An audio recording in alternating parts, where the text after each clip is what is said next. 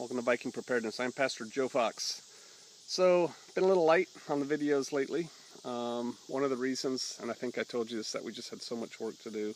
Another reason was it's so stinking hot that, by the time I have a break, where I would normally take a break from work, sit down and shoot a vid that I was thinking about. Now when I sit down, I just want to open up a cooler, get some ice out of it, drink cold water, and try and bring my body temperature down and make my head stop going woof, woof, woof. It's gonna be 99 degrees tomorrow, I think. Woohoo! But why do I have so much work to do? Right? Because really that's the key. I have so much work to do. It's self-imposed, right? We're kind of the masters of our own day out here. But I just feel a push, an unction from the Holy Spirit, a disturbance in the force, if you want to use that terminology. As a friend of mine said, a sense of urgency has descended upon me to get some things wrapped up and taken care of. Why? Hey, you know why. And I've done videos like this in the past. I get comments on old videos. I have over 800 videos. I've been doing this for a couple years. And I get people who I think legitimately get on one of my old videos where I say, hey, something feels like it's fixing to happen.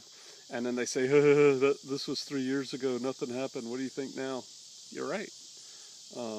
Nothing happened. I think about that. Okay, here's what I think. Preparedness is not something you can do in a week. Preparedness is not something you can do in a weekend. It is a lifelong quest, really, if you want to make it that way. It becomes a lifestyle of preparedness, and nothing is steady state, right? It would be nice if it was, but there's valleys and peaks and valleys and peaks, and I think every now and then our Creator was just giving me little taps on the head. Hey, get ready, do these things. That's what I think. Now, what you think may be something else. But I feel it again. I feel it strong again. Could it be just, the election cycle and Russia and Turkey and China and yeah, it could be. Why are all those things like they are? I don't know. I'm just telling you what I'm telling you. I'm not trying to stoke up the fear. I've got nothing to sell you.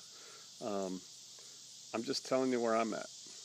And sometimes I feel responsible for you people who I don't even know. You know me a lot better than I know you, right? Because you've seen many of my videos if you wanted to. But I do feel responsible for you. And so sometimes when I feel like, wow, I think I'm going to ramp up efforts here at Shofar Mountain, I feel like, I ought to tell you that so that you can take that information and do with it what you will. So yeah, we're getting ready again. We're peaking in other areas. And we don't do things like go out and buy a bunch of food and then eat it all and then have to go buy more food. Our basic preparedness is squared away. It's a requirement to come here. So we just constantly get little peaks where we go do other things. The chicken coop. We only have a handful of chickens down in this coop, but that coop is built to support a much larger flock. Why? Because I don't think anymore in terms of keeping starvation away from the front porch for 2 weeks. I think about what are we going to eat next year, 18 months from now. If everything ends tomorrow, what are we going to eat next year? That's kind of where my head's at. And so that's kind of what we're trying to work on. So I just share that with you. I feel it. I know some of you do too. And I just encourage you, again, if you feel something, take action on it. Don't just sit there and go, oh, woe is me, and spend all your time on the internet typing to other people, what do you think, what should we do, da-da-da-da-da. Just do something, take some action. That's what we've been doing. It's been keeping us very busy. That's the level of motivation I feel to get some things done. It's like, man, we got to get some stuff done. So that's what I've been doing. Timing. I can read in Ecclesiastes about, there's a season, a time for this, and a time for that, and a time for this, and a season for this, and a season for that. And so what that tells you is that at one time it's a time for this, but then at another time it's a time for the opposite. And so gates open and gates close. Now it could be cyclical. It could come back around to it's the season to do this again. That is now closed. Um, when we started Shofar Mountain, we were pretty open to visitors. Why? Because we were trying to grow. We were trying to get bigger. And then as we grew big enough for the initial, let's get this thing going, we started kind of becoming more particular, about who could come and under what conditions. And, we had an apprentice program for a while. And really our apprentice program was to help people learn how to live off-grid, live in community, that kind of thing, but also to kind of let them scope us out and us to scope them out to see if, they were a potential fit for Shofar Mountain. And then I did a video, I don't know, a while ago, not that long ago, titled Our Dance Card is Full, where I basically said, hey, no visitors this summer. We're done with visitors for a while. All the visitors that are locked in, you can still come. We're not accepting any more new people as visitors to come. Old friends are always welcome. Why is that? Quite frankly, it takes a lot of time and emotional energy to invest in new people. And we don't have the time right now. We don't feel that we have the time right now. And so we're moving forward kind of with what we have. I watch a lot of movies, probably too many. And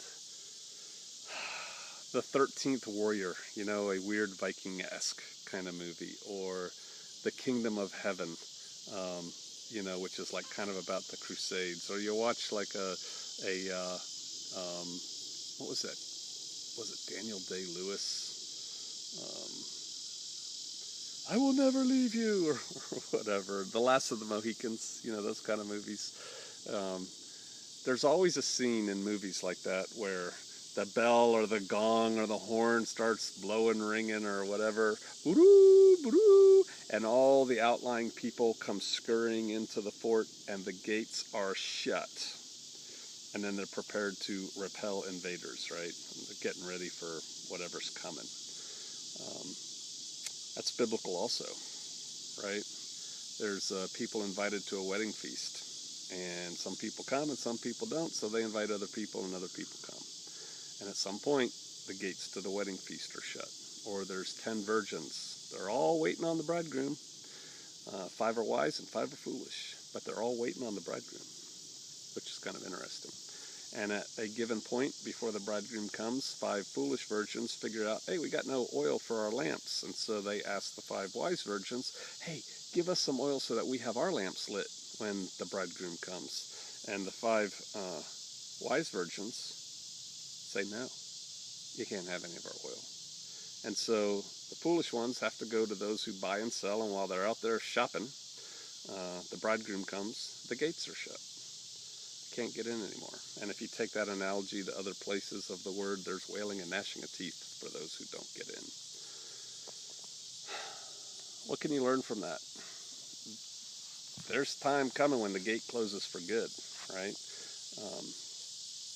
And right now for this season, the gate here is closed, metaphorically speaking. Some of you, a few, I think, are looking to me and us at Shofar Mountain as your life ring, as your life buoy. I get some emails that just, pull at your heartstrings about how we've got nowhere else to go and we just need to come there and yada, yada, yada. And they think that, our job is to open up the gates and just let people that we don't even know come in. Sorry.